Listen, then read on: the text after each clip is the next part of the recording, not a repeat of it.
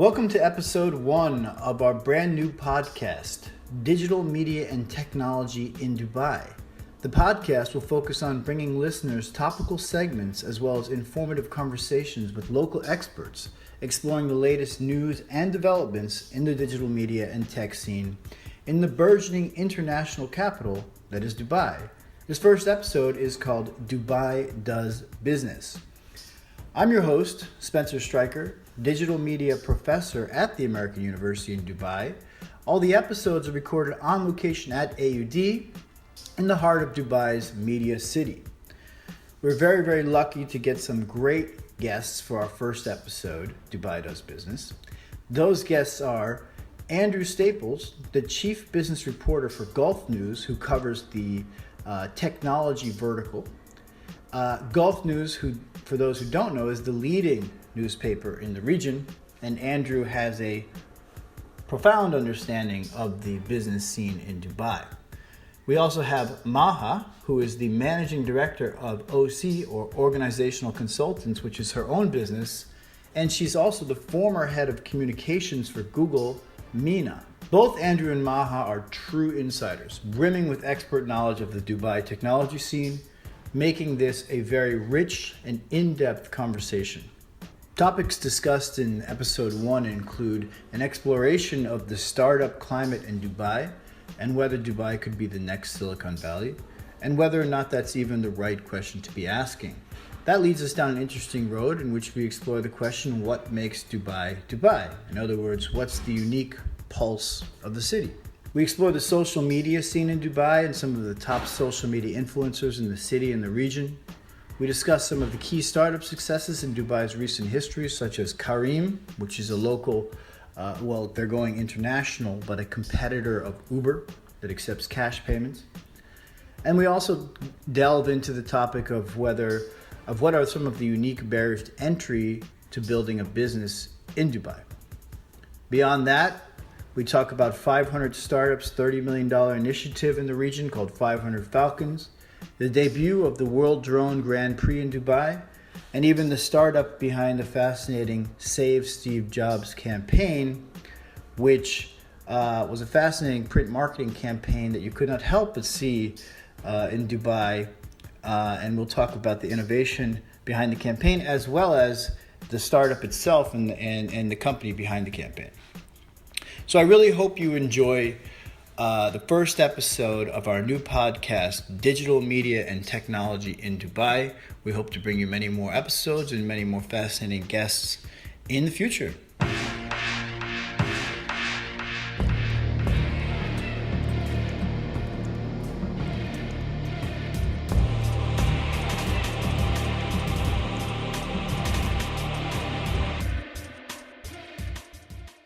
Let's go with that theme of basically social media kind of, innovation in the Middle East, and maybe Maha, you can speak to that. How do you think Dubai does in terms of that sector? How important is social media here, and what are kind of some trends in social media? Well, I think first of all, you're seeing that social media has become part of their daily lives. It's everything in the region is happening globally, is happening here on the ground. There are some platforms that are more popular than others. So like, for an example, like Egypt for Market is Facebook. Mm-hmm. In Dubai, in the UAE, it's Instagram. Okay, Snapchat is growing a lot in the UAE. I think you see a rise in social media trends in what we call social media influencers. These are the people mm-hmm. that are passionate about a category, be it fashion or food or travel, mm-hmm. and they post a lot about these different topics, and brands tend to go to them to use them to influence buyers and purchase decisions. Right. And if someone is doing something that's trendy, they'll give it to a social media influencer to have them kind of talk about their brand and their product. So you see that's one of the rises. Mm-hmm. 2, I think another big social media trend happening in the region is content. Looking at the content, the companies are really trying to create really good content in Arabic to target Arabic customers so that they have content in the language that they speak. creating a lot of videos. So we see the production of Instagram videos and Facebook videos is really growing. Who are some of the main influencers, in your opinion, in terms of... Well, there's different ones for different categories. So if you look at like fashion, there's a couple of really popular ones like Fuzaza and Lady Fuzaza and Shirin Mitwalli and Tala Samaan. There's very many then there's the fitness influencers. There's a bunch of different girls that do yoga and do Shades of Joy, and Jessie Ollie who does yoga, and there's some bodybuilders and some track stars. Then you go into travel, you have Shiri Fayed. When you go to food, you have different foodies. So there's different people who are considered influencers, and then you have real celebrities who are actual TV and movie stars. They're also, those used to be the only type of influencers, and now it's all these normal people who just became popular and trendy, who became celebrities in their own right. Well, let me ask a broader question, since I have both of you here, and you both have a lot of experience with this region and a lot of experience both in business and professionally. Do you think that Dubai is the next Silicon Valley of the Middle East? Is that hype? Is that real? I mean, how authentic is that statement? I don't think it's ready yet. I mean, I think they want to. I think they're doing a lot of things to encourage startups. They're trying to build the ecosystem. Companies like Flat Six Labs in Abu Dhabi trying to invest. All these angel investor companies that have emerged. Dubai Silicon Oasis is giving incentives for people to start their startups in their area. The government is focusing on SMEs to try to get more businesses to start their businesses in Dubai. But the ecosystem isn't there yet, where people think, I'm going to start a business, I'm going to go to Dubai to start it. There are programs to give people incentives, but other markets like Jordan and Lebanon and Egypt, where there's a lot of tech because there's a lot of engineers, those countries are more savvy in terms of startup culture, creating businesses, doing businesses online, and getting to that. I'm surprised to hear you say that. Go ahead, Andrew. I think what's happening is the projects that are in place, the government is trying to create the potential for it to become a startup, entrepreneurial, technical environment. Right. So I think it's quite a long way down the road to say that will it be the next Silicon Valley? The UAE isn't at the moment trying to be the next Silicon Valley. It's trying to create the potential. So there's a long way to lay the groundwork, as it were. Now, what will happen in the future? I think it's difficult to say, but the UAE has a pretty impressive track record of developing stuff and looking at what's needed. So yeah, I mean, possibly, but not yet. Yeah, they're creating the environment for the ecosystem. They're giving the right incentives. They're trying to inspire. I mean, if there's any better example in the world of a city that talks about innovation, this is Dubai. Well, that was going to be my point. I mean, that is the kind of pinnacle of this brand, is innovation. Right. There's two things that really need to happen. Is you need the I think the entrepreneurial spirit is there already. It's growing and it's burgeoning, but I think you need the technical skills. And you both have mentioned that. You need the environment, and these are things that have to be developed either internally or to be brought in. And I suspect that if we have one great success story, that could start things snowballing. Well, why don't we just take that angle for 1 second and let me ask the question: what are the success stories we've had so far? You're saying. It sounds from that comment that there have been no great success stories. Of local Emirati startups? Yeah, and just basically startups in Dubai that we can point to and say, hey, these are great success stories. Well, I have one major company. It's not really considered a startup anymore, but Careem, which is the competitor to Uber. They're not Emiratis that started the company, but they're UAE based. They came here, they had an idea, and they decided to build their business here, and now they're going regional and they're going global. Okay. So Careem is a really good example. They can't meet demand. They're growing like crazy. Well, for the audience, why don't you just describe what Careem is exactly, what their business is? It's an application where you can order a car to come pick you up, and it's like basically having your own private taxi. The difference between Careem and Uber, with Careem, you can book the car in advance, you can pay cash, And it's an online application to order, request a car service to take you anywhere you want. Through GPS, you can monitor where the car is. You can see what time it's picking you up. You know where you're going. You can see if you want to send your child in a car where they're going to be, when they're going to be dropped off. You get a text message when you're done with the payment, and it's done. It's a cash-free system. Okay, right. It's like Uber. It's an Uber competitor. It's done incredibly well. You said they're going global. Yep. But they're based out of Dubai. Based out of Dubai. But they're not Emirati, you said. They're not Emiratis. The founders are not Emiratis. So where are they from? One's like from Sweden Okay. and some were like European. Okay, the European. Okay. Yeah. Interesting. The ability that Kareem has to pay cash is quite an important one Right. in this area. Right. It's a big differentiator from what Uber's all about, right? Yeah, and here there's a number of the online retailers and have said to me that there's still a suspicion about online payments. People like to have the cash in their hand. Not everybody's got a credit card. Not everybody wants to do the prepaid thing. Right. People are actually more happy to give cash. Aramex does its cash on delivery rather, even for its shop and ship, you know, and is continuing to do that and is expanding it. In fact, I think they have a system in place with Amazon, I think, where you can order from Amazon and get it shipped through Aramex, and you actually pay for the thing when the Aramex courier gives it to you, which for cross-border online shopping is almost unheard of. On the subject of startups in Dubai, how about we speak to this the startup behind Save Steve's Job? Do you know? Yeah. Are you familiar with this? The ads are actually very captivating Yeah. because the movie is out about Steve Jobs. Right, Apple's right. always in the news, so it's very exciting. You see these ads. Mm-hmm. Basically, it's the marketing or the operations guy of this company, Right. and he wants to make sure he doesn't get fired. They did a startup.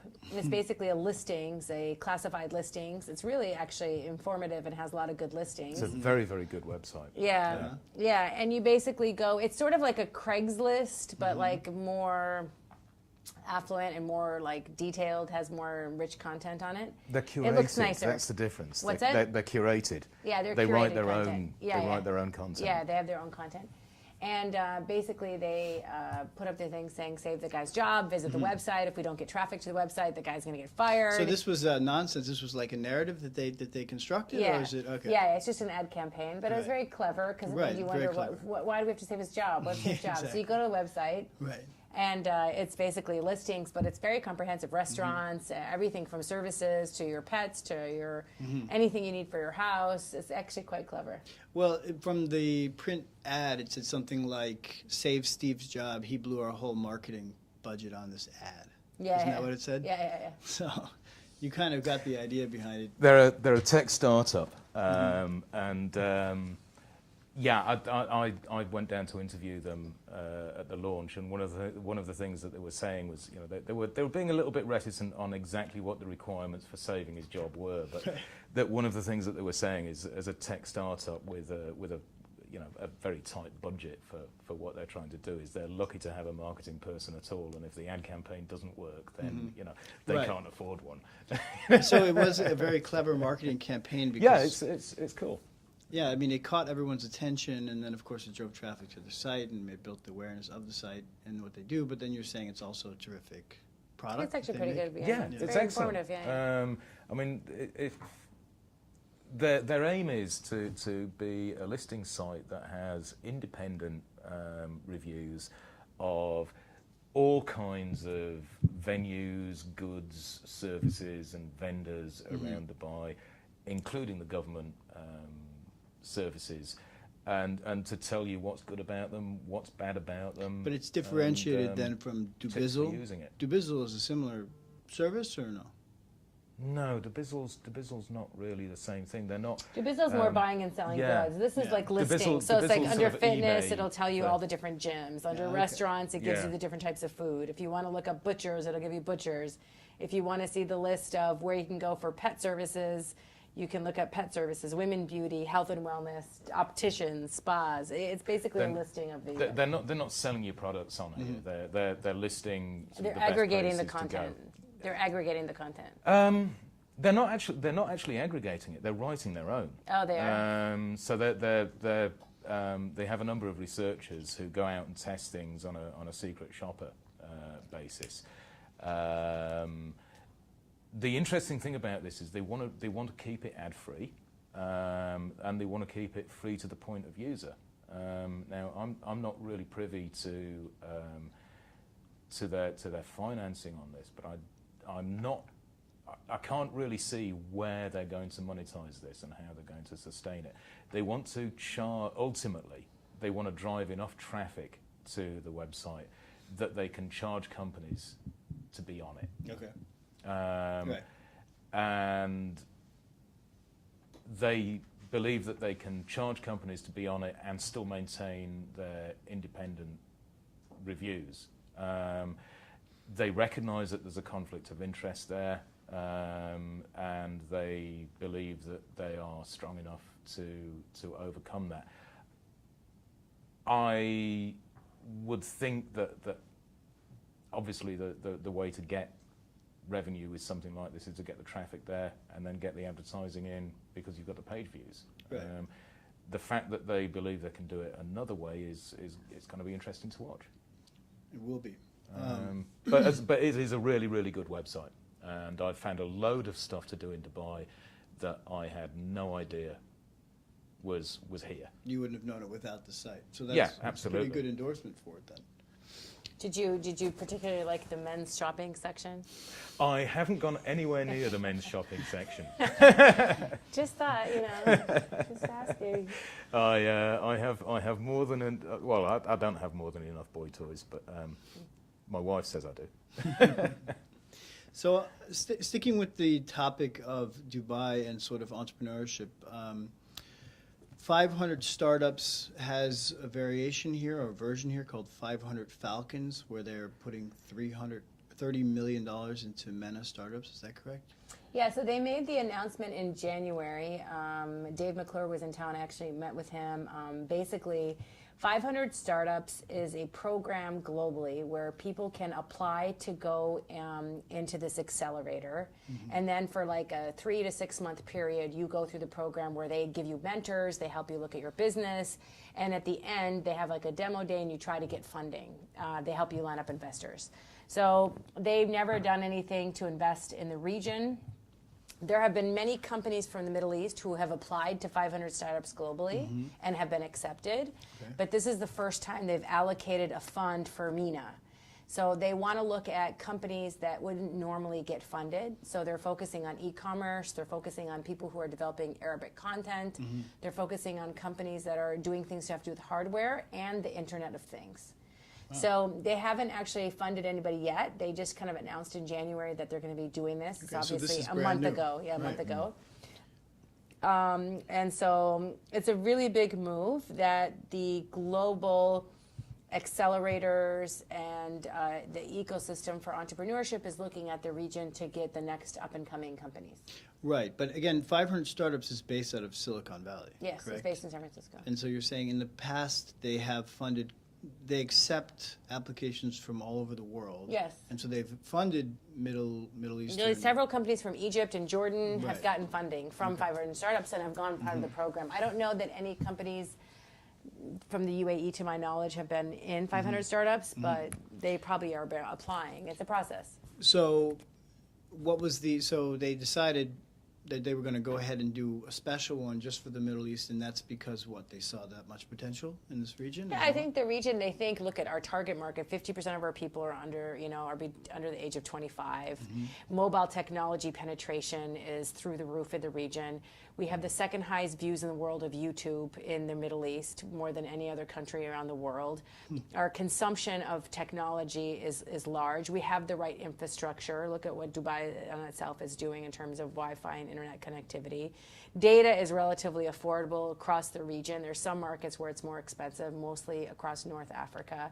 So all the ingredients are there to fund ideas. Plus, a lot of companies have come out of the region that have gone global. Like the Yahoo Maktub thing was one of them. You look at Kareem is another one that's up and coming. There's been several startups out of Egypt that have gone global. So I think they know this is a region where things can happen.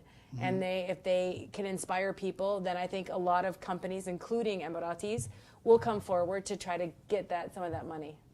I think they've looked at dedicating, is it $30 million to the MENA Yes, region yes. with this project, and I mean that's a significant amount of money, but in the world of venture capital at the moment, it's not a massive amount of money. True enough. But it is the first time that anybody's really looked at the Middle East and said this is purely for Middle East, North Africa projects. I think they were talking about, was it a maximum of $500,000 per startup? So we could be looking at as few as 60 startups And throughout that's really the region. that's really an angel funding, 500,000. Yeah. Okay, so 60 angel funded companies in the region. It's still, it's a shot in the arm. Minimum of 60. Right. They don't have to put 500,000 into each one. They Right. might put 50,000, Right. 100,000. Exactly.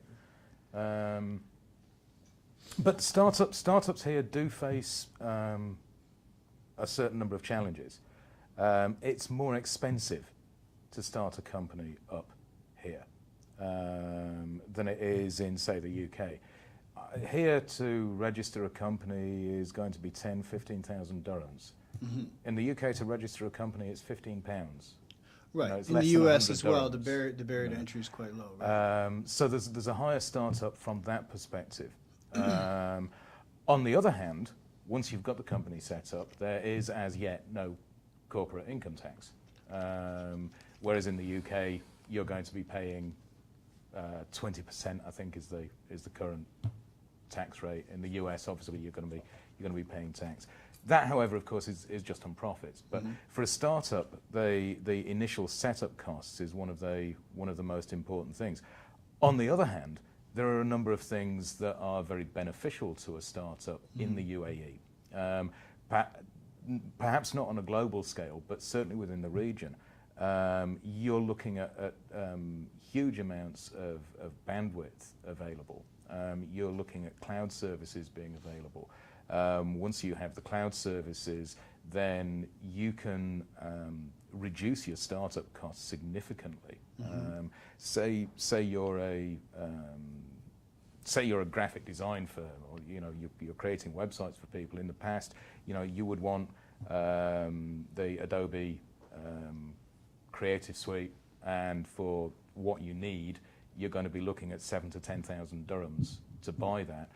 You can subscribe to it now for 200 dirhams a month, less than 200 dirhams a month. If you can't make 200 dirhams a month as a graphic designer, you shouldn't be in that profession.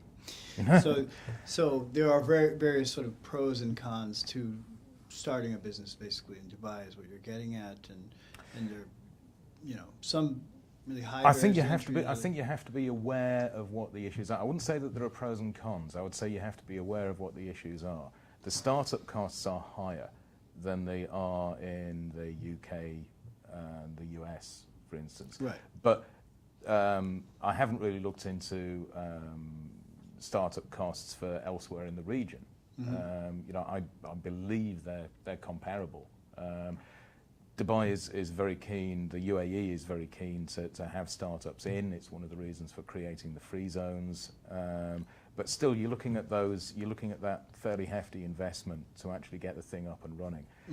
Rents are expensive. That's a major factor for a startup, because rents being expensive affects not just your office rents, your commercial rent, but the salaries that you're having to pay to people because they need to have somewhere to live. Right. So it's not necessarily the cheapest, but you have all the infrastructure there and in place. Okay. You have Media City, Internet City. You have the bandwidth. You have the fiber optic cables laid in. It is a very, very technologically developed environment, and is going to become more so. You mentioned the smart city project. Right. it's going to become easier to operate, if not to set up a startup. And Maha, do you want to speak to the same question, perhaps, like the incentives or disincentives of doing a business here?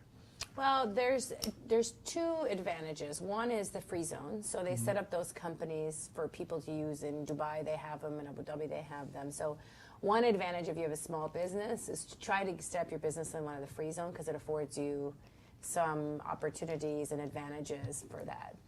Secondly, these companies, like I was discussing earlier, there's crowdfunding for startups. Right. And there's companies like Eureka, there's other companies that are out there that help these businesses do that. And there's a lot of accelerators now that are appearing. And a lot of the companies, even like for example, do invest in promoting small businesses and do have corporate efforts as a CSR, try to get these small businesses off the ground. So trying to take advantage of those is another way. Is it expensive? Yes, because it's not just the start up the cost of the company, it's your employees and the visas and their medicals and their IDs. I mean, that's the cost of doing business, is not necessarily the paperwork, but it's all the expenses that go with the paperwork. And now there's a new law where I think next year all the companies are required to have health insurance and medical pay. So, I mean, it's running a business it's an investment. Right, but we talked at the beginning about how the idea whether or not that Dubai is the next Silicon Valley, and you have to think about what are the ingredients that made Silicon Valley, and one of them has got to be low barrier to entry to get into entrepreneurship.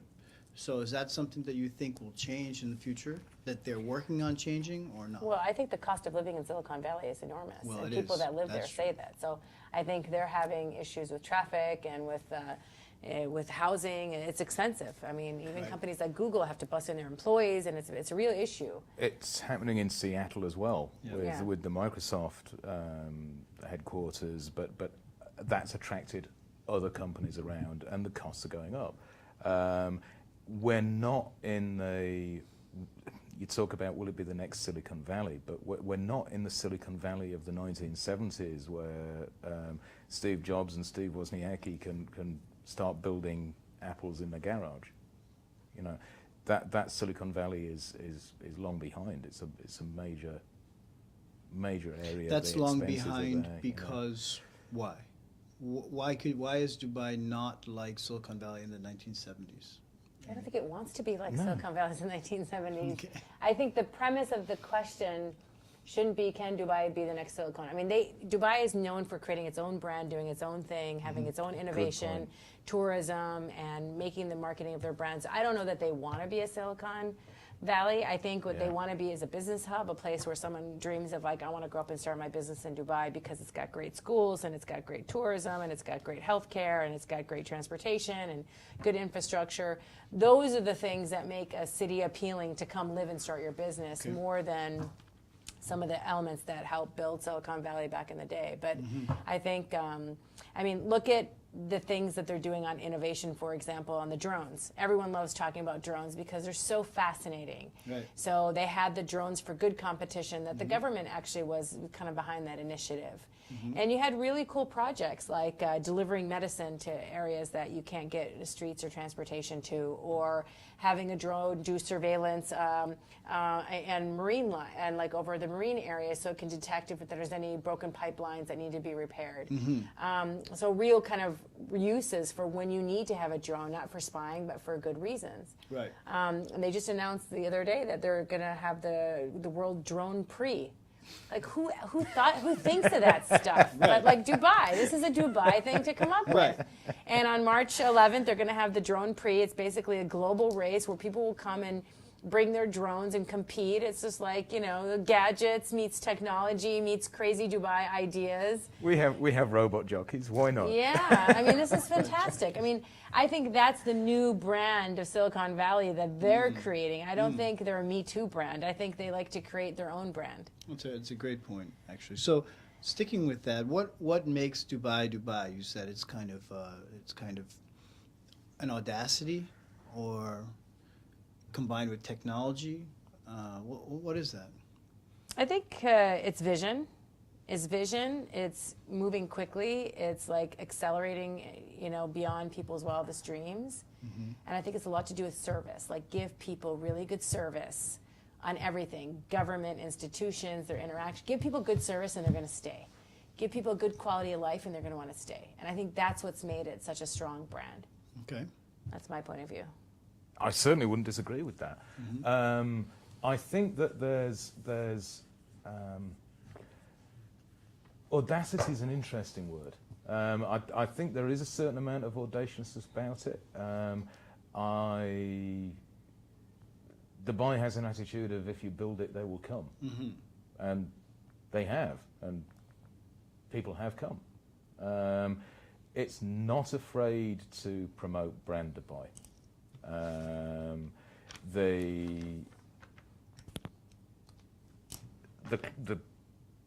The business climate here is such that although we've talked about sort of high startup costs and there are regulations, I think that things will improve on that front, that there will get to be fewer regulations, and that the initial setup costs for startup, which is hugely important when you're not bringing any money in, which few startups do at the beginning. Of course. I think that is going to get better. It will have to get better if they want to really have more places coming through the incubation systems that they're putting in. But I think that we are almost approaching a critical mass of innovation and projects. We're talking a lot at the moment about technology projects, by which we're primarily focusing on computing, internet, cloud computing, Internet of Things, how to use it. We were talking about like Insider, which is a marketing information site. There are many other things happening in Dubai. There's Dubiotech, Knowledge Village, Media City, which is related to the technology, Internet City, which is devoted to it, but there are all these projects coming in. You're combining that with one of the biggest, if not the biggest, container ports in the world, massive transport hub, air and sea, easy access to markets around the world. It's bigger than simply the technology area. And as to what has made Dubai like that, this has been a trading community for centuries. So that DNA is still there, you're saying? I think that there's a culture of trade, willingness to trade. I'm a Brit. I speak one language reasonably well. We're renowned for this around the world, and I have a smattering of a couple of others. But Emirati friends of mine speak 4, 5, 6 languages fluently. They talk to people in their own language. The Dubai government, the Dubai tourism website is in 17 different languages. All of the Dubai government websites are at a very minimum in Arabic and English. There's a degree of hospitality here that continues to be reflected. So, yeah, Dubai does business.